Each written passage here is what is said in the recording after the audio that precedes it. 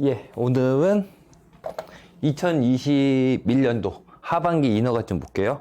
이게 원래 계획이 없던 건데 제가 눈여겨보던 지표기는 하거든요.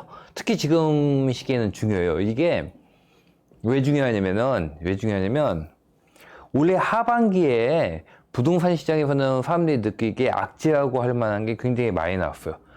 종부세 나오고, 그 다음에 그러니까 계속 규제 나왔던 것들 있고, 게다가 지금 약간 올해 하반기 쪽에 좀 물량이 나오는 곳들이 있거든요. 제가 계속 말씀드렸지만 지방광역시 쪽에서 일단은 대전, 세종 쪽에서 물량이 나오고요. 대전, 세종 쪽. 그 다음에 또 어디 나오더라? 부산 쪽인가도 좀 있어요. 부산 쪽인가도 있고, 대구는 굉장히 많고, 이런 식으로 물량이 나오면서 게다가 종부세의 타격이 굉장히 컸다고요.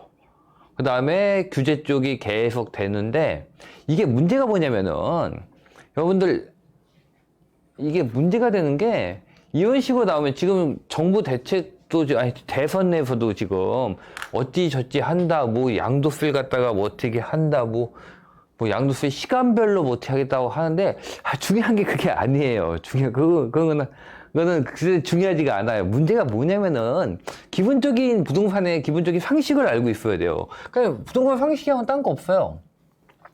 우리가 인허가를 받고 2년 반에서 3년 후에 그게 입주를 한다.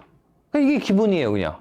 그러니까 우리가 이게 시간이 있으면, 지금이 만약에 이때라면은, 우리가 입주 물량을 늘릴 방법 없어. 지금부터 기준해가지고 이게 2.5년 안으로는 입주 물량을 늘릴 수 있는 방법이 없어요. 늘릴 방법은 있습니다. 없지는 않아요. 뭐가 있냐면은 늘릴 방법이 있다고 하는 게 빌라 지으면 돼요. 빌라 지으면 되고, 그 다음에 이렇게 금방금방 올라가는 건물들이 있거든요. 보통 오피스텔 같은 것도 좀 빠르긴 빨라요. 그런 식으로 한다든지, 또는 용도를 변경한다든지, 상업용 건물 갖다가 이렇게 원룸식으로 바꾼다든지, 이런 식으로 가능한데, 그거는 실제로 유효한 주택수로 들어가질 못해요. 의미가 없어요, 그래서 그런 거.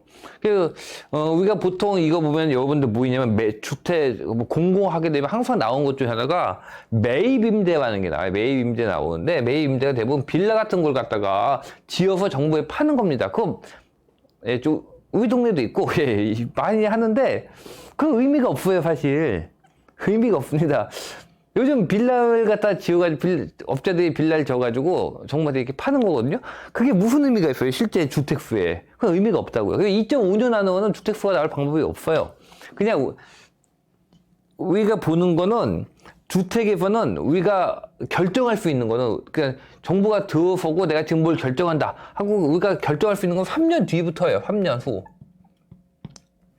3년 후부터입니다. 근데 3년 후부터인데, 보세요. 이게 웃긴 게 뭐냐면은 3년 후부터인데 지금이 경기가 좋으면요 물량이 늘어나요. 경기가 좋다는 건 무슨 뜻일까요? 물량이 없다는 뜻이에요. 부동산이 순환을 하는 이유가 뭐냐면 물량이 없어서 가격이 올라가면 지으면 3년 후에 어떻게 돼요? 물량이 증가하고 가격이 하락해요. 하락한다는 게 하락 요인이 된다는 거예요. 이게 반복되고, 그 다음에 가격이 하락을, 이게 물량이 늘어나니까 가격이 하락하죠. 그러니까 가격이 하락을 하니까 다시 물량이 늘다가 다시 물량이 줄어요. 그럼 다시 물량이 줄니까 어떻게 돼요? 물량이 줄니까 다시 여기서 다시 가격이 올라가요. 다시 가격이 올라가니까 물량이 늘어요. 이렇게 늘죠? 물량이 늘어나니까 3년 뒤에 입주가 늘어나니까 이렇게 전세 가격이 이렇게 안정을 찾아요. 이게 반복이에요, 그냥. 이게 반복이어가지고 중요한 게 뭐냐면은 가격이 순환을 하는데, 부동산 가격이 기본적으로 순환을 합니다. 순환을 하는데 이 순환이라는 게 사람 나이 먹고 가는 거랑 다르다는 거예요. 사람은 나이가 먹으면 저절로 늙지만은 그냥 저절로 한 살 먹거든요. 여러분들이 제가 50살 됐지만 태어난 지 그러니까 50년 된 거죠. 54이 됐지만 54이 되려고 노력을 한 건 하나도 없어요. 그러니까 시간이 가면 저절로 나이를 먹습니다. 근데 이 부동산의 순환이라는 거는 자연스럽기는 한데 저절로 되지는 않아요. 뭔가가 하나가 있어야 돼요. 뭐가 있어야 되냐면 가격이 이렇게 올라갈 때, 가격이 올라가면 물량이 늘어요. 물량이 늘면은 가격이 하락을 하는 거거든요. 물량이 늘어야 돼요. 가격이 올라가면은 물량이 늘어야 되는 거예요. 물량이 늘어야지 3년 뒤에 가격이 하락을 하는 건데, 만약에 가격이 올라가는데도 물량이 안 늘어요. 물량이 안 늡니다. 그럼 가격이 하락이 안 나와요. 마찬가지예요. 가격이 하락을 하는데, 가격이 하락을 하면은 물량이 줄어요. 근데 가격이 하락하는데도 물량이 안 줄어요. 그러면은 가격 상승이 안 나오는 거예요. 그러니까 인과를 아셔야 돼요. 무엇이 원인이고 무엇이 결과인지 기본 사이클을 갖다가 여러분들이 이해를 하셨다면 별거 없습니다. 제가 뭐 10년 주기 사회라고 했지만 기본 강의에 있지만 기본은 그냥 이거예요. 이겁니다. 이거. 가격이 올라. 가격이 오르면 물량이 늘어. 왜냐면 건설업자 돈 나오니까.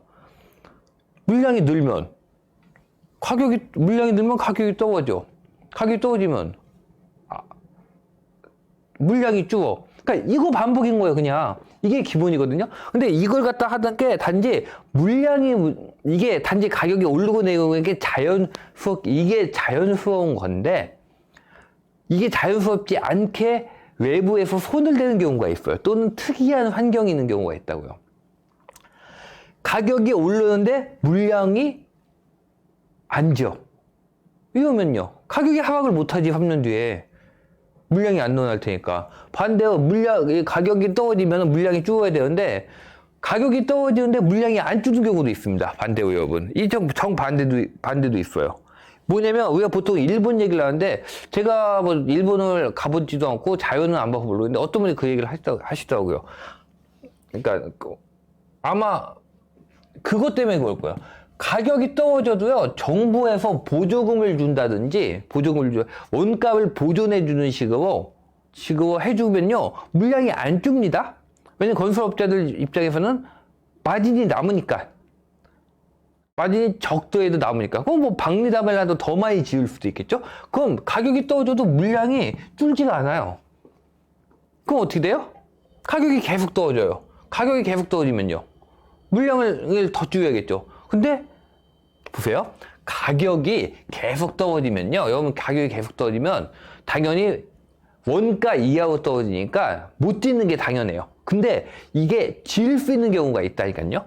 뭐가 있냐면은 정부에서 보조금을 준다든지 원가를 보장해주면서 뭐 매입을 시킨다든지 그리고 원가가 하락을 한다든지 이 부동산의 원가의 가장 큰 건 뭐예요? 건설 쪽에서 가장 큰 거 토지 비용. 어차피 인건비나 자재값이 떨어질 이유는 없으니까 토지 비용. 뭐 인건비도 뭐 별로 안 오를 수도 있겠지만 뭐 그건 있죠. 토지 비용이 계속 하락을 하게 되면은요. 그 토지 비용의 하락이 나오고 정부가 매입을 계속 해준다. 아마 일본이 이 스타일이었을 거예요. 일본의 부동산 시장에서 이어버린 20년 뭐 이렇게 얘기한 게 일단 인구가 늘지 않는 것도 분명히 이유가 있긴 있었을 텐데 그것도 있었겠지만 그것도 하드웨도 짓질 않게 되면 결국 가격 상승이 나오게 되는데 정부에서 계속 짓게 해주고 그 다음에 그걸 매입을 시키고 그 다음에 토지 비용, 토지 가격 하락. 그래서 여러분들이 부동산 볼 때 토지 가격 하락이 되게 중요하다고 하는 게 제가 이 이유예요. 그러니까 2008년도에 부동산 가격이 하락을 한 다음에 제가 제일 눈여겨본 게 뭐냐면 토지 가격이었어요.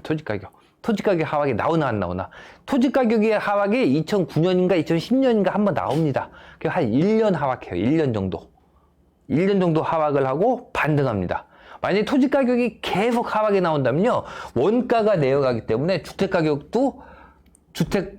원가가 내려가니까 마진이 남게 되는 거예요. 원래는 안 남았는데 비용이 이만큼이고 원가가 이만큼이고 비용이 이만큼인데 원가가 이렇게 내려오는 거야. 토지 가격이 하락을 하니까. 토지 가격이 보통 아파트 가격에서 차지하는 비중이 지역마다 다르고 경우 따라 다르긴 하지만 뭐 20%에서 많게는 40%까지 차지합니다. 이 가격이 하락을 하게 되면 그만큼 가격을 낮춰서 팔 수가 있는 거예요. 그래도 마진이 남는 거예요. 계속 공급이 나오는 거예요. 이런 식이 되면은 계속 하락이 끝없는 하락이 쭉 나와요. 뭐 3년, 4년이 아니라 5년, 10년도 계속 나올 수 있어요. 공급이 계속 나오니까 하락하는데도 마찬가지로 가격이 상승할 때도 공급을 다 박아놓으면요, 이건 계속 나올 수밖에 없어요. 이게 자연스럽지는 않은데 가격이 과상승이 되면 하락을 하는 게 맞고 과하락되면 과상승하는 게 과하락되면 다시 상승을 하는 게 맞는데 이런 식으로 막아놓으면은 그래서 공급이 나와줘야 된다고. 그래서 공급이 나와줘야 되는데 이게 기본인데 이거 지금 최근에 이렇게 규제가 나오게 되면은 가격이 오르는데도 건설사들이 짓지를 못하게 된다고요. 또는 택지가 없다거나. 지금 우리나라는 내가 보기엔 둘 다야 지금. 택지도 없고 짓지도 못하게 해. 건설사가 짓지를 못한다는 건 택지가 없어서도 있고 또 뭐가 있냐면 이런 식으로 수요를 막게 되면 당연히 우리나라에서 주택을 공급을 한다고 생각을 하자고요. 수요를 누굴 잡겠어요? 뭐 실거주자도 있겠지. 그 다음에 투자자 당연히 있다고요. 어느 아파트가 실거주 100% 들어간 아파트 본 적 있으세요? 실거주 100% 들어간 아파트가 뭐 저기 지방을 가면 있을래나? 그래도 100%는 없을 것 같은데. 당연히 실제 거주하지 않으면서도 사시는 분들이 당연히 있다고. 그러니까 전세 물량이 나오지. 안 그러면 전월세가 하나도 없겠지. 실거주자 100% 한다는 얘기는 그냥 그 아파트에 전월세를 금지시키면 되겠네. 기본적으로 이렇게 해가지고 수요가 떨어져 나가게 되면은 이 공급자 입장에서는 수요가 없기 때문에 수요가 이만큼이 떨어져 나가면 마음대로 짓지를 못해. 이걸 누가 살까? 라는 생각이 든다고요. 근데 지금 뭐 종부세 나오고 그 다음에 규제가 계속 나와서 그 다음에 계속 종부세 쪽에서 법인에서 지금 뭐 7%인가 나온 거 이게 말도 안 되는 과세예요. 이거는 우리는 한 국가의 자본에 대한 기대 수익이라는 게 어떻게 보면 이게 금리와 관련이 된 건데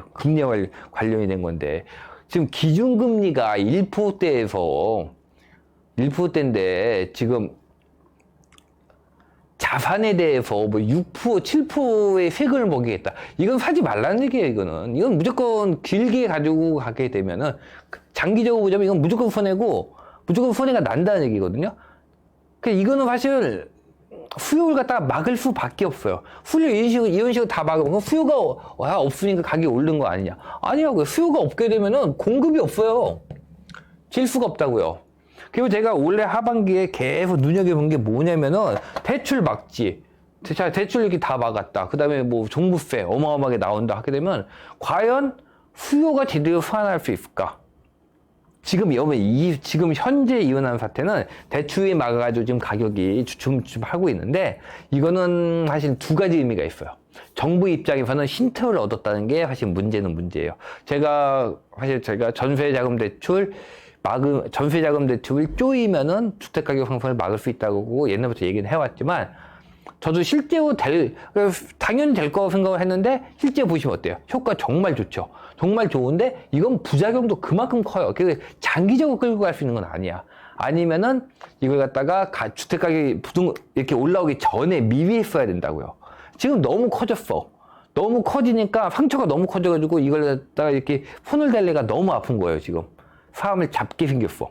낫는 게 아니라 지금 딱 입고에 났는데.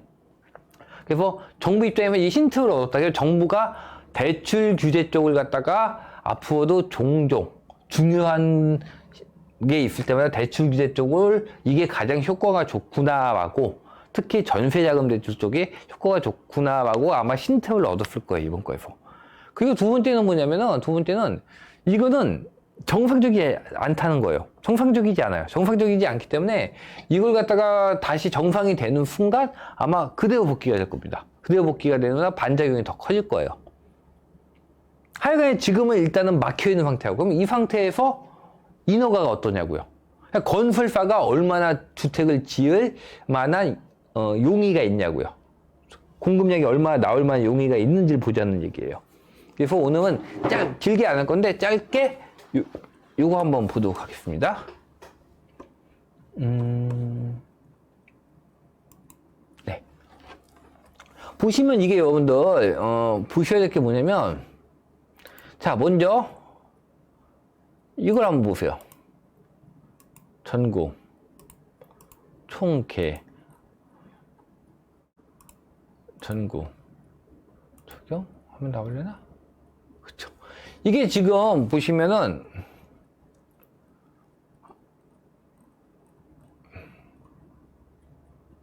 네, 이 상태 봐야겠다. 자, 보시면은, 주택건설 인허가 실적이에요. 2007년도부터 이게 데이터가 많으면 검색이 안 돼요. 안 돼가지고 제가 이게 누적 물량 수치인데, 제가 6월 달까지는 누적을 봤고, 6월 달부터 12월까지를 다 봤습니다. 12월까지. 보세요. 인허가 물량의 특징이 뭐냐면, 여러분들이 기본적으로 특징을 알고 계셔야 돼. 인허가 물량의 기본적인 특징은요, 11, 12월 달이 되면은 연말에 인허가 물량은 크게 증가합니다. 크게 증가해요. 여러분 여기 보시면은, 자, 이거 보이시죠? 조금마다 여기 탁 이거 뛰는 거 보이시죠? 그 다음에 뛰는 거. 다 뛰죠? 보통 12월 달 정도에 많이 뛰어요. 12월 달에. 왕창 듭니다. 그 다음에 뭐 12월 달도 그렇고 후반부 가면서 이렇게 많이 늘어나는 경향이 있어요.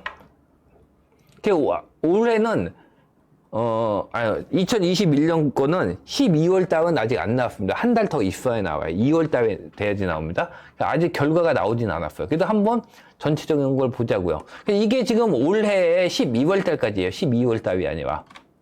보시면, 그렇게 이때는 워낙 많았으니까, 이때는 워낙 많았고, 2007년도? 2007년도도 뭐 그냥 그거네. 뭐 많긴 많죠? 2008년도, 2009년도, 2010년도 확실히 적죠? 2012년도 많죠? 12년도 그냥 좀 있죠? 그 다음에, 13년도 없고. 자, 이걸 보면은 여러분들 이걸 보시면요. 여러분들이 느끼셨을지 모르겠는데, 생각보다 우리가 많다고 하던 시절과 적다고 하던 시절이, 10, 이렇게 있는데, 여기 10, 이렇게. 2011년도에 이렇게 누웠는데, 왜 그 13년, 14년도에 전세 가격이 올랐지? 라는 생각이 드실 수도 있어요. 여러분들이 보시면은. 그 다음에 13, 14. 요거. 근데 15는 정말 많았고, 16은 많았고, 그 다음부터 조금씩 내려오는데, 지금, 최근은, 작년보다는 많은 것 같은데? 라는 생각이 들 수도 있어요. 왜냐면 이게 12월 달이거든. 이건 12월 달이고. 그러니까, 작년보다 많은 것 같은데? 라는 생각이 들 수도 있는데, 그러니까 이걸 이런 식으로 보시면 안 돼요. 정부에서도 맨날 많다, 적다 하는 게 이걸 이런 식으로 보기 때문에. 그럼 뭘 어떻게 봐야 되냐, 보는 게. 제가 이걸 수치를 바꿔볼게요. 일단 전국을 갖다가 통일로 놓고 보실 필요는 없습니다. 이걸 갖다가 설정을 전국을 빼고 수도권을 놓고 봅시다. 자, 수도권 놓고 봅시다. 어찌되나. 수도권이에요. 수도권은 뭐 2015년도에 확실히 많았죠? 왜 역대급이라고 하는지 아시겠죠? 2007년보다도 훨씬 많죠. 자, 2007년도, 2009년, 2010년, 2011년이 그렇게 차이가 없는 것 같다고요. 이렇게 보시면. 그쵸? 그러면은 왜 근데 2007년은 많았다고, 그렇게 많아서 시장이 무너졌는데 2009, 2010, 2011도 많은 것 같다고. 그게 안 주는 것 같잖아요. 이걸 면적을 빼놓고 봐서 그래요. 자, 여기서 뭘 보시면 되냐면 이걸 놓고 보자고요. 소형 42야? 이거 그러니까 이건 원룸이에요. 원룸. 그러니까 의미 없는 주택이 얼마나 많았는지 보자고요. 만약에 총량이 비슷했는데 의미 없는 주택이 많았다면 무슨 뜻이에요? 의미 있는 주택이 적었다는 얘기죠, 당연히. 자, 보세요. 보이세요? 2011년도, 12년도? 왜 2011년도, 12년도가 자, 총계가 두 개 같이 놓고 봅시다. 잘 뜰래나? 자, 2011년도, 2012년도가 보시면은, 뭐 2007년도보다 적긴 적었지만 그렇게 적은 것 같지도 않은데? 이게 왜 물량이 적었다는 거지? 이 그래프를 놓고 보면 왜 물량이 적었다는지가 표시가 안 나요. 표시가 나지가 않아요. 그럼 뭘 봐야 되냐면은 2011년도, 2012년도가 뭐가 물량이 적었다는 얘기냐면 보세요, 이거. 이 얘기예요, 이게. 이 쓸데없는 주택들, 이렇게 얘기하면 안 되죠. 예. 이 쓸데없는 주택들이 많았다는 얘기예요. 2만 세대에 나오던 게 얼마요? 7만이 나와요. 5만 세대는 뭐예요? 허수아는 얘기예요. 그러니까 2011, 2012에 나왔던 것 중에서 5만 세대 정도는 허수였다는 얘기예요. 이게 실제 주택이 아니었다고요. 지금도 보세요. 여러분들 이거 치고 올라간 거 보세요. 이거 12월 달 빠진 겁니다.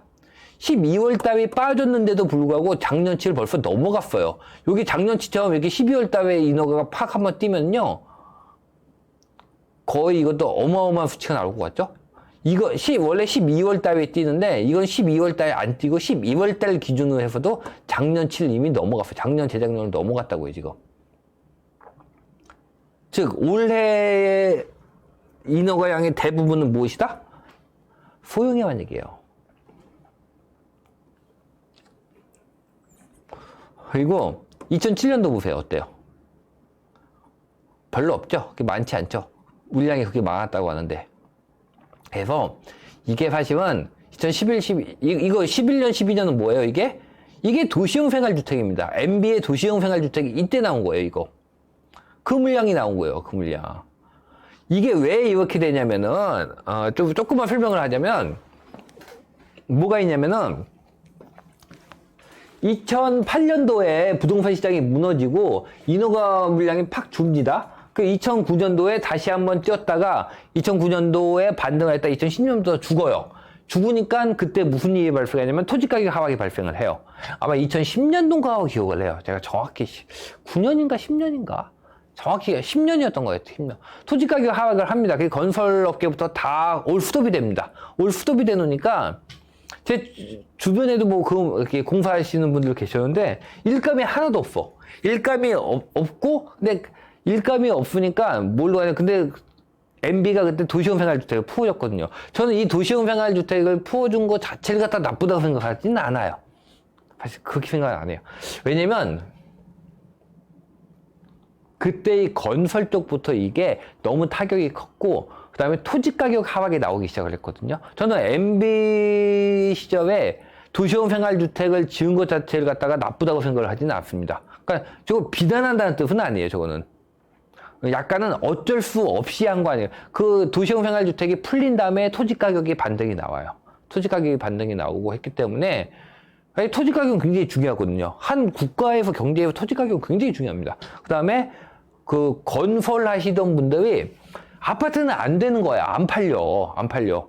왜냐면 가격 하락세니까 안 팔려. 그리고 아직도 집값은 집값은 이렇게 조금 비싼 상태고 2010년도에 정도에는 비싼 상태였으니까 어쨌든 이렇게 쫙 쪘다가 떨어지는 거니까 집값은 비싼 상태니까 사람들이 집을 사고 싶은 마음이 없었던 건 아니에요.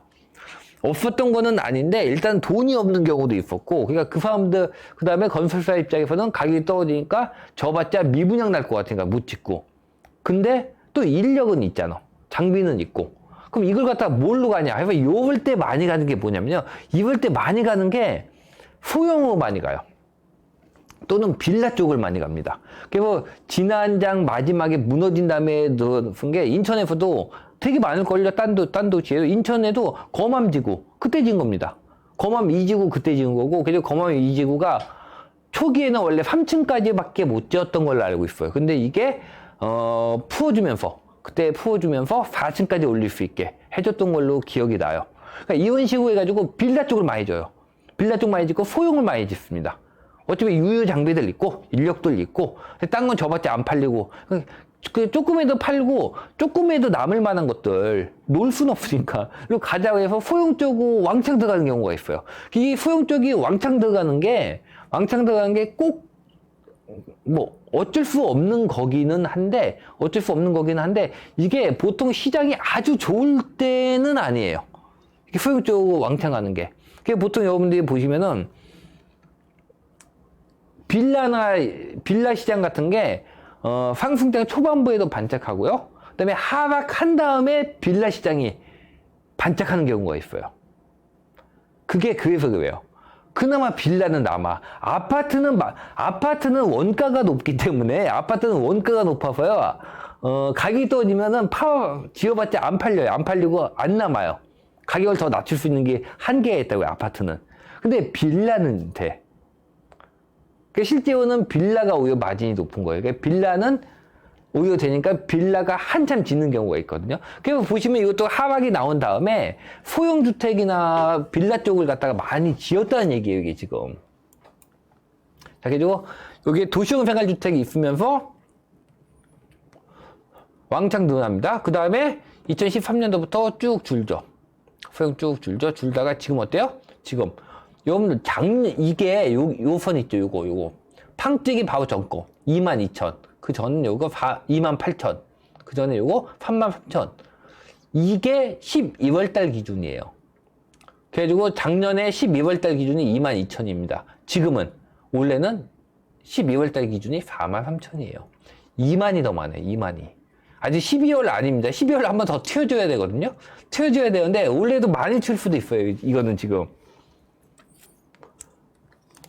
근데 이게 벌써 12월 달에 보통 이만큼이 튀어주거든요. 12월 달에 왕창 튀어주는데 그거 안 튀어준 상태로도 재작년과 같은 수준. 연말과. 근데 보이시죠? 이거 마지막 달에 올라가는 거. 마지막 달에. 이게 마지막 달 없이 12월 달 기준으로도 이미 넘어섰어요. 그러니까 지금 우리가 공급량이 많다고 하는 걸 갖다 이걸 속으면 안 된다니까요. 지금 공급량이 많다는 걸 이걸 보면 안 돼요. 이걸 보면 표시가 안 나. 공급량이 적다는 게 표시가 안 나요. 이거 지금 작년보다 많아 보이죠. 작년은 19만인데 튀기 전에 19만이고 우리는 지금 12월 달 기준. 이거 튀기 전입니다. 이만큼 있으니까 우리 작년보다 많이 진 것 같죠. 재작년보다도 많이 진 것 같죠. 근데 아니라고요, 지금. 이게 무엇이다? 이 많은 게 다 이쪽이에요. 다 이거하고. 이걸 많이 진 거예요, 이걸. 그래서 이거는 오히려 2007년도보다도 더 많죠. 역대급 물량이 2007년보다 더 많아요. 그럼 2007년도 물량이 많았다고 하는데, 그 여러분들이 이걸 보면은 2007년도 물량이 왜 많았는지를 갖다 이해를 못 하는 거야. 이게 왜 많았지, 2007년도가? 라고 생각을 하실 수 있는 거예요. 그럼 2007년도 같은 경우는 뭐가 많았냐? 2007년도가 뭐가 많았냐는 이거 한번 보세요. 이걸 보시면 여러분이 티가 날 거야. 보이세요? 2007년도에 이거 72,000. 5배는 18,000. 자, 72,000 그 뒤에 찍은 적 있나요? 보세요. 이때 이후 우리가 2015년도에 역대급 물량이고 해서 찍은 게 42,000이에요. 이게 무엇이냐?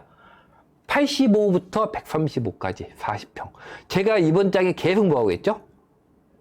대형 보시하고 있죠, 대형. 여러분들 제가 2015년도에도 여러분들이 재건축하실 때, 여러분들이 재건축 매입한다고 했을 때 제가 뭐 하겠어요? 재건축 뭐 받을까요? 할 때 큰 거 받으세요. 굳이 우기시고 그때도 20평 받는 분들이 계시더라고요. 아마 그때 20평 받은 분하고 그때 40평 받은 분하고 지금 아마 수익 차익이 최소 몇 억, 서울로 들어가셨으면 아마 최소 몇 억 나셨을걸요? 10억대 이상 날 수도 있습니다. 여러분들이 이걸 보시면 여러분들이 뭘 들어가야 되는지가 보인다니까요? 자, 보세요. 지금 물량이 이거예요. 2만. 이거 세 개 합쳐봤자 이때 한 번도 안 돼. 이때 한 번이 7만이야. 2007년도가. 이원 대형 물량이 나오면은 대형 물량이 이렇게 터지잖아요. 2009년도에 한 번 또 터지죠. 이건 뭐 하는 얘기예요? 2009년도에 왜 터졌을까요? 자, 설명. 2009년도에 이게 왜 터졌을까? 이게 그거예요. 가격이 하락을 하게 되면은 보세요. 가격이 보통 쌍봉낙타를 찍는다고 하는데 가격이 올라갔다 떨어지잖아요. 떨어지면은 인허가 물량이 팍 죽어요. 인허가 물량 팍 줍니다. 뚫다가 다시 한번 반등을 내. 그 여러분들 무슨 생각을 할 것 같아요? 건설사면은 털자. 왜냐면 시장이 계속 좋다는 보장도 없고 이렇게 되면은 이거 느낌 싸한데? 다 털자. 그럼 이 물량을 밀어내기로 여기 때 왕창 내놓는 경우가 있어요. 왕창 내놓으면 어떻게 돼요? 뭐 어떻게 돼요? 이렇게 떨어지지. 물량이 왕창 나오는데. 그래서 이때도 물량이 많지만 이때 물량이 꽝 터져. 왜냐면 물량이 꽝 터졌다가 인허가 물량이 뚫면서 다시 반등이 나오는데 이때 물량이 왕창 내놓는다고요. 그럼 이렇게 떨어진다고요. 그래서 쌍봉을 찍는 경우가 되게 많아요. 그래서 여러분들이 하락이 나올 때 대부분 이렇게 한 번에 나오는 경우도 있지만 그보다는 이렇게 나오는 경우가 더 많아요. 이때 하락이 위험한 거야. 이때 하락이. 그래서 제가 예전에 대구 때 그 얘기 했잖아요. 대구가 2016년도인가였거든요. 2016년도에 하락이 나왔는데 보통 하락이 나오다가 다시 상승을 찍을 때가 보통 2년을 찍어요. 2018년을 제가 생각을 했는데 제 생각보다 훨씬 빨랐어요. 한 8개월 빨랐어. 2017년도 얼마가 나왔다고. 그 뒤에 제가 계속 얘기했던 게 이게 장이 좋아질 때 걱정되는 게 뭐냐면 이렇게 올라갈 때 여기 인허가 물량이 터지면서 떨어지면 이건 진짜 하락이에요. 이게 진짜 하락이에요. 왜냐면 건설사들이 다 미연해법이거든. 물량을 갖다가. 이원 하락이 나오는 건 어떻게 두 번째 하락 나오는 걸 되게 조심하셔야 돼요. 이거 어느 도시든지 간에 이게 안 나오고 한 번에 하락하는 경우도 있는데 이렇게 쌍봉을 찍는 경우가 되게 많아요. 그래서 여러분들이 왜 이런지를 이해를 해야 돼. 물량이 여러분 쭉 하다가 시장이 꺾였어. 반등해. 그러면 건설사 입장에서는 야 있는 거 왜냐면 건설사는 분양만 하면 됩니다. 초심자분들 지금 처음 들어오신 분들은 처음 듣는 얘기일 수도 있는데 우리나라는 선분양제이기 때문에 분양을 한 이후의 가격은 건설사의 책임이 아니에요. 분양 받으신 분이에요. 여러분들 분양 받고 입주할 때 2억 떨어졌다고 해가지고 건설사가 여러분들에게 위로금 2억 안 줍니다. 다 여러분들 책임이에요. 대신에 건설사가 나쁜 놈이 아닙니다. 건설사가 분양을 하죠. 여러분들이 분양을 받죠. 그래서 입주할 때 2억이 올랐잖아요. 2억이 올랐다고 여러분들 입주할 때 고맙다고 건설사에게 돈 주신 분 아무도 안 계시죠. 똑같아요. 예, 그러니까 이거는 건설사는 분양까지만 책임을 져요. 분양부터 입주까지의 가격은 건설사가 짓고는 있지만은 건설사의 몫이 아니에요. 건설사는 무조건 경기가 좋을 때 뭘 한다? 입주를 한다? 아니에요. 경기가 좋을 때 분양을 해야 되는 거예요. 그래서 우리나라는 경기가 좋을 때 분양을 합니다. 왕창. 그럼 어떻게 돼요? 그게 입주 나올 때 가격이 하락을 하는 경우가 되게 많아요. 보통 그런 경우가 되게 많아요. 2019년도에 그것도 이거예요. 만약에 입주 때 건설사가 후분양제하면은 막 안 졌을 수도 있어요. 이거는 이거 지금 막 졌다가는 입주 때 가격이 많이 하락하겠는데 라고 생각을 하기 때문에 왜냐면 입주 때까지의 가격 변동이 건설사 책임이라면 후분양제를 했겠죠. 건설사 책임이면 후분양제하면 차라리 이때 가격이 하락 요인이 있으면 건설사가 덜 짓겠죠. 근데 우리나라는 아니에요. 짓는 순간, 인허가 받고 분양받는 순간까지 건설사 책임이에요. 그 다음에 분양을 하면은 소비자 책임입니다. 즉, 여러분이 건설사여도 경기가 좋을 때 입주를 시키려고 안 해요. 경기가 좋을 때 분양을 하죠.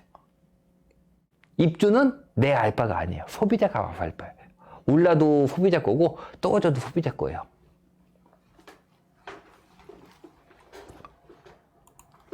자, 그래 보시면 이게 물량이 한번 땅 터졌죠. 이때 못 터온 물량이 나온 거예요. 자, 보이시죠? 2007년도 이렇게 딱 했다. 2008년 떠오니까 인허가 물량 바로 주는 거. 그랬다가 물도 왔다. 노졌자. 거의 역대급이랑 같이 맞먹게 나오죠. 68,000이 나옵니다. 그 뒤에 이 수치를 갖다 찍은 적이 없어요. 2015년도가 그렇게 많다고 해도 4만이에요. 이때 절반보다 좀 많은 수준밖에 안 됩니다. 역대급 물량을 했는데도 불구하고 요래요. 그리고 여러분들이 이걸 자 계속 여러분들 지금 우리나라의 대형 수준은요. 대형은 지금 더 대형을 볼까? 이건 저도 잘 안 봤는데 자 우리나라의 대형입니다. 이게 29,000 135 이상의 자 이거는 굉장히 큰 대형이죠. 그 수치를 찍은 적이 없어요. 지금 다 적다고요. 그 여러분들이 2014년 반등을 하고 인허가 반등을 2013년 2014년 반등을 했지만 대형을 질까요? 실수요장인데 대형 안 짓지. 대형은요 경기가 좋아져야 지는 거예요. 초기에 대형 안 져요. 그 여러분들이 왜냐면 대형이 인기가 없거든. 그 대형이 인기가 없으니까 여러분들이 재건축에 20평을 받았겠죠. 하지만 뭘 봤어야 돼 이때는. 이거보다 인허가가 다 줄었거든. 지금도 안 하고 있거든. 무슨 얘기야? 대형의 입주가 안 나온다는 얘기예요. 그럼 여러분들이 뭘 잡아야 돼요? 시소한 걸 잡아야지. 옛날 어르신들이 말씀하시잖아요. 흔치 않게 하라고. 예. 여러분, 흔한 게 비싼 거 없습니다. 흔하고 비싼 거 보셨어요? 흔한 건 비싼 거 없어요. 그래서 지금에 나온 거, 그 다음에 아니면 나머지 건 뭐냐? 40에 60입니다. 수용 어때요? 40에 60은? 괜찮아요. 물량 많아요. 2007년보다도 많아. 2007년도 물량보다도 더 많아요. 2015년 물량도 많고, 자, 이때도 많고, 이때도 많고, 이때도 많아요. 지금도 맥스 안 찍었죠? 맥스, 이건 12월 달 겁니다. 계속. 이거 기준이 바뀌어가지고 색이 다른데 똑같은 수치라고 생각하시면 돼요. 자, 12월 달 건데 거의 작년 12월 달 수준에 근접해 있죠? 한번 탕 뛰면은 다 넘어가겠죠? 12월 기준으로 이만큼 올라와 있을 때는 요때밖에 없네. 2017년, 16년, 15년. 그러니까 역대급 물량이 나왔던 이렇게 세 번 말고는 이 물량이 나온 적이 없어요. 즉, 지금은 소형과 초소형과 소형 물량은 상당히 많다. 하지만 쓸만한 면적의 물량은 안 나온다는 게 핵심이에요. 그 다음에 또 뭐가 있냐면은, 제가 보여드리려고 하는 건 그게 아니라, 자, 이걸 보자고, 중요한 거. 그러니까 보통 제일 많이 쓰는 건 이거예요. 근데 60에서 85. 자, 이것만 보시라고 했잖아요. 헷갈리면 이거 하나만 보세요. 60에서 85. 이거 하나만 보시면 돼요. 자, 이걸 보셔야 되는데, 이게 뭘 봐야 되냐면, 자, 일단 전체적으로 봅시다. 2015년도에 물량 많았죠? 16년도 물량 많았죠? 그 다음에, 어때요?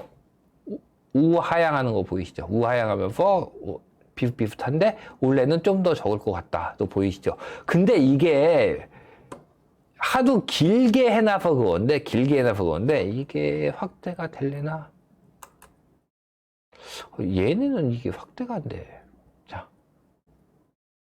보세요. 여기 오른쪽 끝을 갖다 유심하게 보세요. 유심히 보세요. 이쪽 끝을. 자, 이게 6월 달이거든요. 워낙 길게 나서 이 한 칸 한 칸에 의미가 없는 것 같이 보이지만 의미가 없지 않아요. 자, 이게 6월달 기준입니다. 요 선에 딱 걸쳤죠? 53,000에 딱 걸쳤죠? 53,000? 보세요. 작년보다 많았어요. 재작년하고 같았어요. 그 전년도보다도 많았어요. 그때보다 많았어요. 즉, 17년도보다도 많았네. 자, 2017년 이후 1, 2, 3, 4, 5 그러니까 5년 이내 쪽으로 봐가지고 6월 달까지의 같이 우리가 보통 가장 많이 쓰는 60에서 85입니다. 보통 제일 많이 쓰는 60에서 85 물량을 봤을 때는 근 5년간 적지 않아요. 많았다고요. 6월 달 스타트는 많았다고요. 근데 12월 달은 어때요? 77,000 작년은 82,000, 그 전은 92,000, 그때는 88,000, 105,000. 적어요.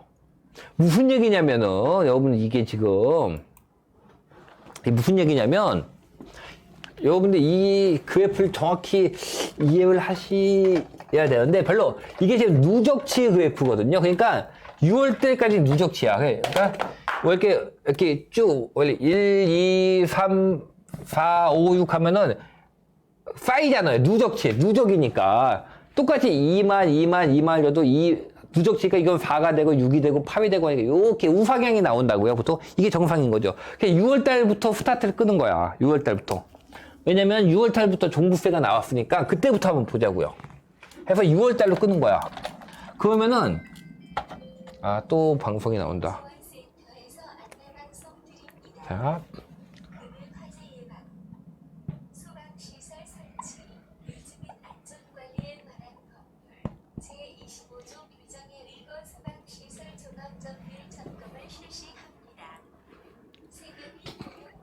자, 6월달 기준으로 봤을 때 지금의 6월달까지의 누적 물량은 21년도가 1등이에요. 1등 맞죠? 1등인가? 많아요. 딴 거보다 오히려 딴 게 오히려 적어. 이게 이렇게 많다고요. 근데 12월 달까지는요. 12월 6, 7, 8, 9, 10, 12월 달까지 가면서 얘네들은 이게 쭉쭉쭉쭉 이렇게 늘어나는데 2021년은 어떻다고요? 안 늘어나요. 이게 늘지가 않는다고. 그래도 스타트는 오히려 스타트는 더 많았는데 6월달 기준 더 스타트는 앞쪽에 스타트를 했는데 올라가는 속도는 12월 때까지 올라가는 속도는 얘가 오히려 적었어요. 딴 애들보다. 딴 애들은 8만, 9만, 10만이 나오는데 얘는 7만대에서 끊고 있다고요. 무슨 얘기예요? 여기서 인허가 물량이 하반기에 2021년도 하반기 인허가 물량이 안 나왔다고요. 이 그래프가 보여준 건 이게 안 나왔다는 걸 보여주고 있는 거예요. 2021년도 하반기에 인허가 물량이 안 나왔어요. 왜 안 나왔을까요? 자, 다시 한번 보세요. 이해 가셨죠? 그래프 다시 한번 보세요. 자, 이거. 이게 6월달, 여기 첫 번째 선, 이게 6월달입니다. 6월달 누계예요. 6월달 누계는, 자, 여기가 53,000입니다. 42,000, 54,000, 44,000, 5만. 자, 이런 식으로 해가지고, 딴 때보다 오히려 많아요. 53,000이니까, 얘는 54,000이랑 비슷하다. 근데, 12월달까지는 77,000이라고요. 딴 때는. 그러니까 더 많은 수치에서 시작해서 달리게 했는 얘는 그래프가 누워있잖아. 딴 애들은 서 있는데. 이렇게 그래프가 올라가는데 얘는 누워있다고요. 그래서 얘는 얼마예요? 10만이 넘어갔고 88,000, 9만. 그러니까 보통 8, 9만, 10만을 넘어가는데 얘는 얼마예요? 77,000이라고요. 확연하게 적은 거예요. 이 정도면은. 그래프가 누워있다고요. 딴 애들은 이렇게 이거 안 돌렸구나. 예. 제가 말씀드리고 싶은 거는, 딴 애들은 6월달부터 쭉쭉, 증가 그래프가 이런 식으로 6월달 기준, 이게 6월부터세요. 7, 8, 9, 10, 11, 12인데, 이렇게. 이런 식으로 그래프가 나오는데, 얘는 여기부터 남들보다 기준선을 더 앞에서 시작했는데도 이렇게 누워있다고요. 즉, 6월까지의 인허가 물량은 2021년도가 6월달까지의 인허가 물량은 딴 연도보다 많아요. 적지 않아요. 딴 애보다 많습니다. 근데 갑자기 6월달부터 7, 8, 9, 10, 11 오면서 인허가 물량이 확 줄고 있어요. 이거 거의 지금 수치로 뽑아놓고 보면은 거의 이 랭킹에 꼽힐 만큼 적어요. 증가 수치가. 왜 이런 일이 발생했냐는 얘기죠, 이게 지금. 저는 이 요인이 종부세부터 시작해서 규제의 영향이라고 생각을 해요. 그럼 이게 이렇게 줄었다는 얘기는 이건 무슨 얘기냐면은 2년 반 뒤에 입주 물량이 준다는 얘기예요. 이건 지금 2년 반 뒤에. 2년 반 뒤에 입주 물량이 오히려 준다는 얘기입니다. 그럼 2년 반 뒤면 지금 2020년이잖아요. 2022년. 3년, 4년, 5년, 2025년도 인허가 물량이 안 그래도 적은데, 아니 안 그래도 지금 많지 않아요. 안 그래도 많지 않은데 거기서 더 줄이고 있다고요 지금. 지금 부동산 시장이 지금 이 사람 저 사람 나가지고 시장이 안정세네, 올라가네, 어떠네, 저떠네 떠들고 있는데, 정책을 어떻게 하네, 양도세 취소, 지금 그 문제가 아니라 이걸 늘려놔야지. 이걸 늘려놔야지 입주가 늘죠. 실질적으로는 이걸 늘리는 거야, 그냥 아니, 입학을 해야지 졸업을 하지. 입학생을, 저는 저희 학교의 졸업생을 늘리기 위해서 졸업생들에게 상품권을 지급하겠습니다. 뭘 하겠습니다. 졸업생들에게 취업자를 날선하겠습니다. 다 좋다고요. 근데 그걸 뭘 하기 위해서요? 입학생을 늘리기 위해서지. 입학생이 늘지 않는데 졸업생이 어떻게 늘어? 그렇잖아요. 전화가 오지 않는 이상은 학교에서 입학생이 늘어야지 졸업생이 늘죠. 입학생을 줄이면서 정책을 쫙 건다고 해서 졸업생이 늘어나나? 이거는 그냥 물리적인 거예요. 우리가 아파트를 짓기 시작해야지 완공이 되지. 우리가 마법사도 아니고 안 짓는데 어떻게 생겨요, 이게. 그러니까 이거는 현실 세계하고요. 가상 세계가 현실 세계야. 정책 같은 그냥 이렇게 뜬구름 잡는 얘기가 아니라 이걸 늘려야 되는데 이걸 지금 막고 있다고요, 지금.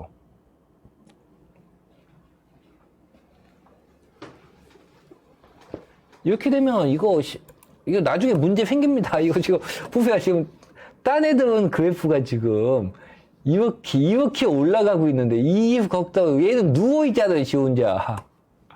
이게 왜 눕겠어요, 갑자기? 6월달까지 이렇게 많았는데. 6월달까지 남들보다 많았는데 왜 갑자기 눕냐고요. 이거 규제 탓이라고 봐야 돼요, 이거는, 지금. 자, 이게 수도권이다. 수도권만 그거냐. 그러니까 이게 어느 한 일정 지역만 그러면은, 뭐 특별한 이유가 있다고 볼 수도 있는데,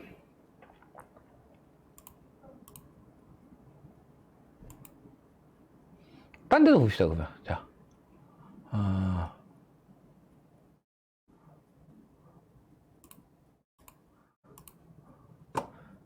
자, 지방광역시 한번 봅시다.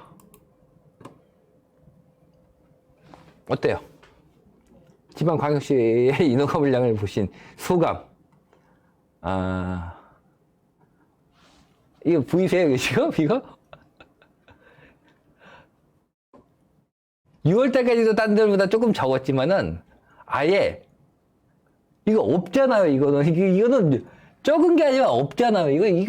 인허가 물량이 이게 있다고 봐요. 남들 부시하고 이게 지금. 남들 이렇게 달리고 있는데, 얘는, 이렇게 서서 달리고 있는데, 얘는 지금 침대에 누워있어요, 지금.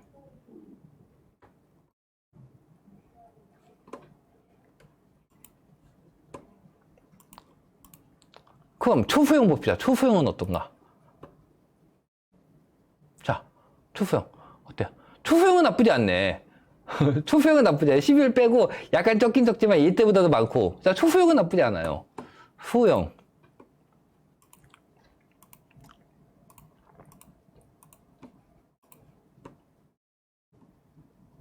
이거 12월 달의 수치가 작년 12월 달 수치를 넘어갔어요. 재작년 것도 넘어갔고, 그 전년도보다도 많아요. 그 전년도보다도 많고, 뭐야, 이거 역대 최고야? 그냥 역대 최고네요. 뭐 길게 설명할 필요 없이 12월 달입니다. 이게 12월 빠진 거예요. 12월 달, 얘는 이게 12월 달입니다. 지금 몇이냐면, 18,000이거든요? 얘는 12,000? 11,000. 18,300? 18,900 이겼습니다. 2018년도를 이겼어요. 18,500, 18,900. 2017년도 너도 이겼습니다. 올킬 다 이겼어요. 역대 최대예요. 2007년도부터 지금 그러니까 몇 년이야? 15년 이내로 최대 물량을 지금 찍어내고 있습니다. 40에서 60. 초소형이나 이거는 많다. 근데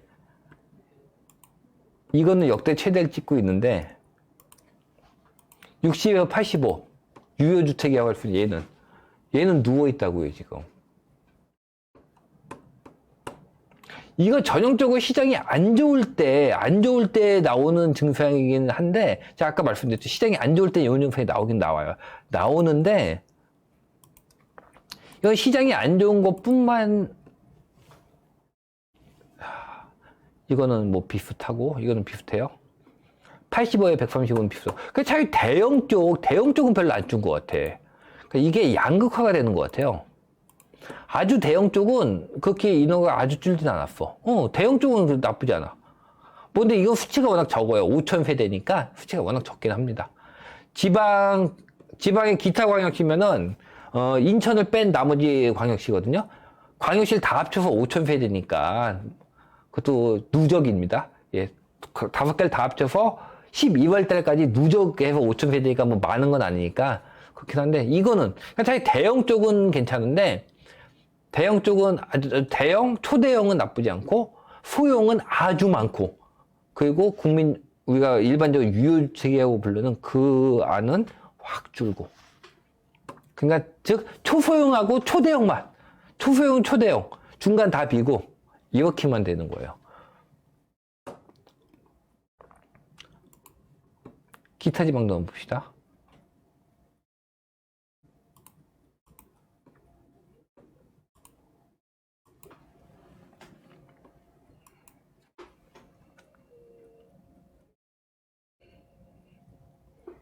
기타 지방. 자, 기타 지방도 보이시죠? 2019년도 줄고. 이거는 그렇게 줄진 않았네요. 135 초과고, 국민주택만 봅시다. 사실 이거는 재미로 보는 거고, 135는요, 재미로 보는 거고, 60에서 85만 보면 대강 보여요, 거의. 자, 기타 지방. 기타 지방은 나쁘지 않네. 기타 지방은.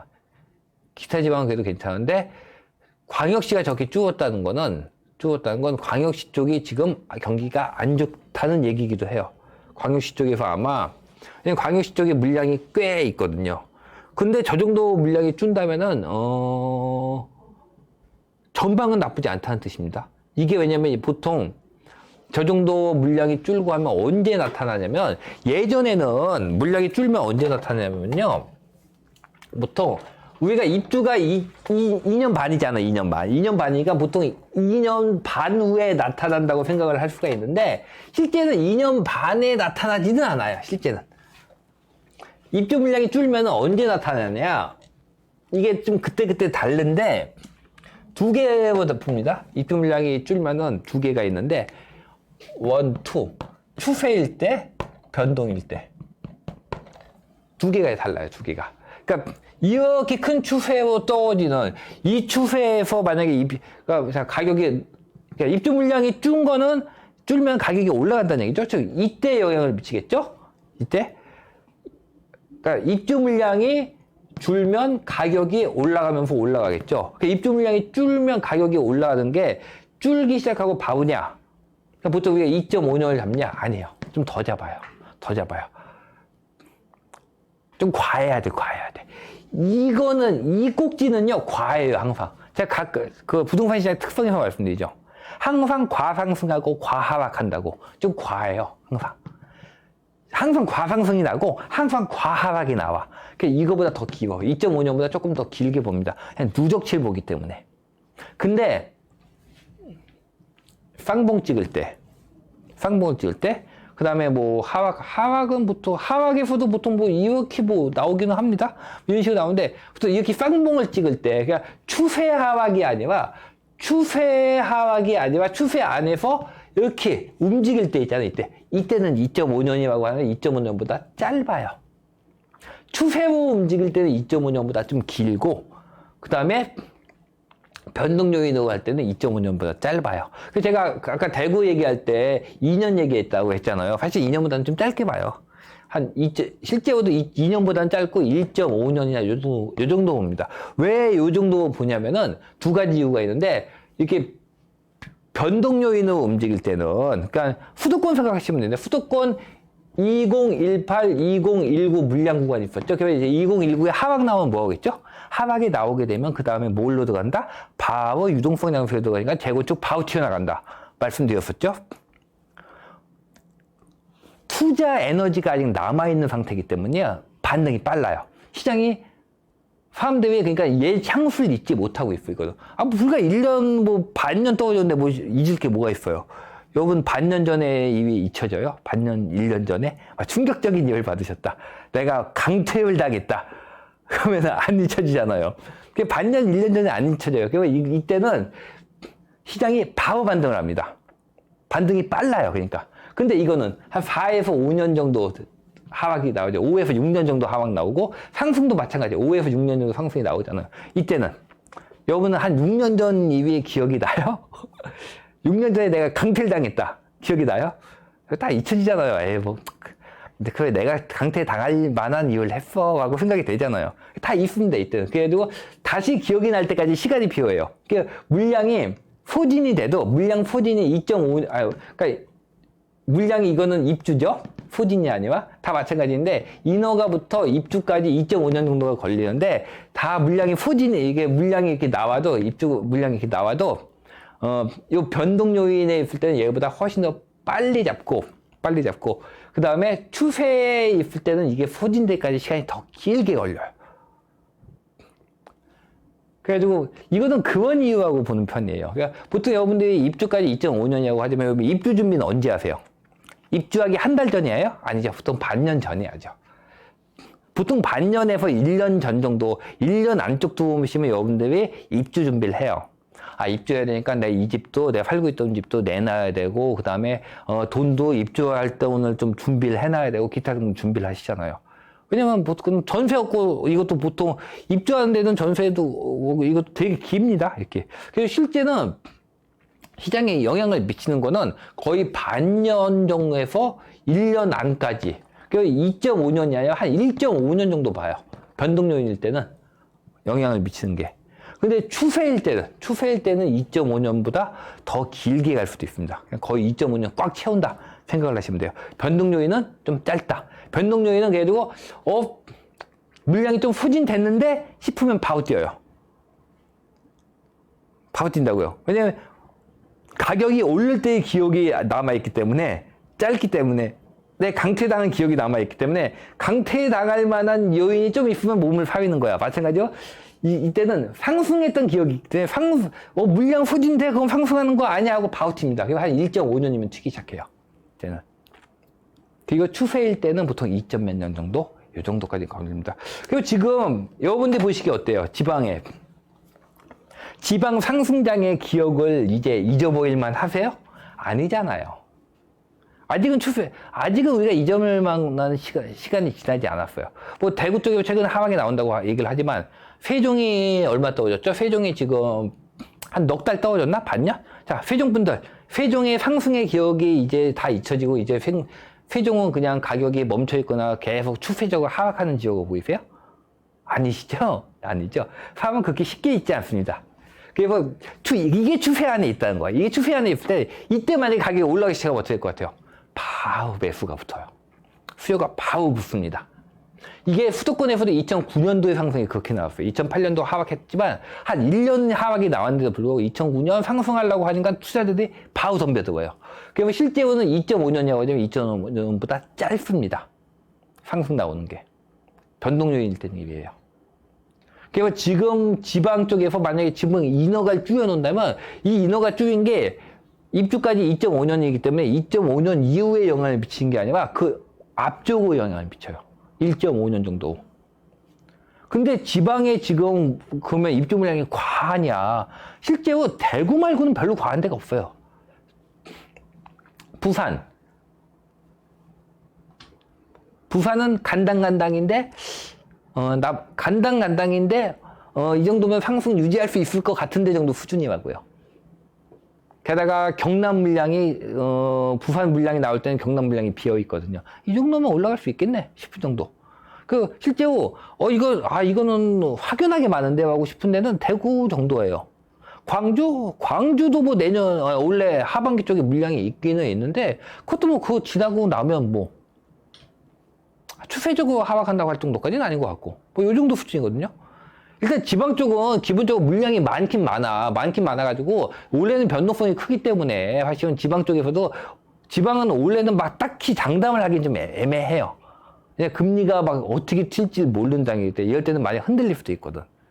근데 어쨌든 간에 그런 이유 때문에 하더라도 지금 인허가가 주는 건 여러분들 투자자들 입장에서 지금 이게 나쁘지가 않아요. 이 정도 가격 하락 나오면서 이 정도 인허가 물량이 준다면은 우리는 오히려 이거는 어찌 보면 뭐 액땜하는 수준이에요. 크게 안 다치고 그냥 이 정도 끝나는 수준.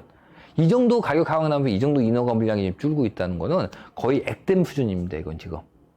그래서 지금 어느 분이 이게 지금 게다가 지금 그것도 있는 것 같아요. 정부 쪽에서도 지금 뭐 양도세 어쩐다, 취등세 어쩐다 하니까 다 줄였어. 사실 지금 집 사기가 애매하지. 취등세 줄여준다는데 게다가 뭐 양도세 어떻게 한다는데 뭘 사기가 애매하잖아요. 지금 다 대기하고 있다고요.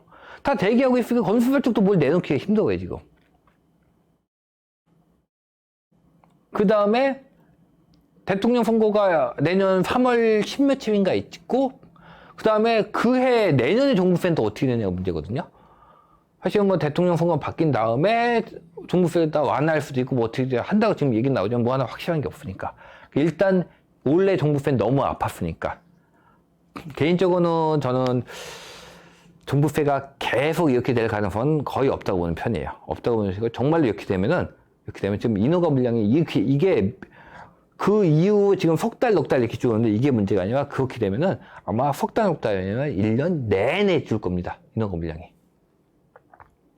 내내 줄 거예요. 그렇게 되면은. 그렇게 되면 그 부작용을 건드리기 힘들 겁니다. 하여간 지금 여러분들이 눈여겨보실 건 아직 12월이 남아있습니다. 원래 인허가 물량은 12월 달이 가장 많아요. 그렇기 때문에 지금 뭐하고 얘기할 수는 없는데 그건 너무 나중에 나오니까 일단은 지금 나온 것만 정부 정책에 막 규제가 나오면 뭐가 준다? 인허가가 준다. 인허가가 줄면 입주 물량이 2.5년 뒤에 입주 물량이 준다. 2.5년 뒤에 입주 물량이 줄면 보통 1.5년 이후 정도부터는 시장에 영향을 미친다. 근데 지금 기타 등등 뭐 종부세부터 나오면서 인허가 물량이 지금 6월 달까지는 1, 2, 3, 4, 5, 6월 달까지 상승장이었으니까 많았는데 그 뒤로 확 줄었다. 지금 급격히 줄고 있다. 이거는 1.5년에서 2년 뒤에 상당히 심각한 문제를 발생시킬 수 있다까지 말씀을 드렸습니다. 요거 말씀드리려고 킨 거예요. 이거 생각보다 중요한 거예요. 그리고 제가 여러분들이 말씀드리잖아요. 지방에서 반등이 나온다. 그럼 뭘 보시라고요? 인허가 물량 보시라고. 그게 무슨 뜻이냐면 이거 보고하는 뜻입니다. 이거. 쌍봉 쳤을 때 아까 나온 거 보셨죠? 쌍봉 쳤을 때 물량을 밀어내게 되면 그때부터는 가격이 진짜 하락이 나오는 경우가 있어요. 여러분들이 반드시 반등한 지역 가격이 하락하다 이제 물량이 후진되고 올라가네 라고 하면서 들어갈 때는 항상 그걸 보셔야 돼요. 한 다음에는 여기에 인허가 물량이 나오나 안 나오나 눈여겨서 계속 보셔야 됩니다. 만약 인허가 물량이 빵 하고 나온다 하면은 굉장히 조심하셔야 돼요. 그 뒤에 진짜 하락이 나올 수가 있습니다. 그래서 제가 이번 강의는 인허가 물량에 대해 대강 설명을 드렸습니다. 최근 요거 경향하고요. 예, 오늘 여기까지 하겠습니다.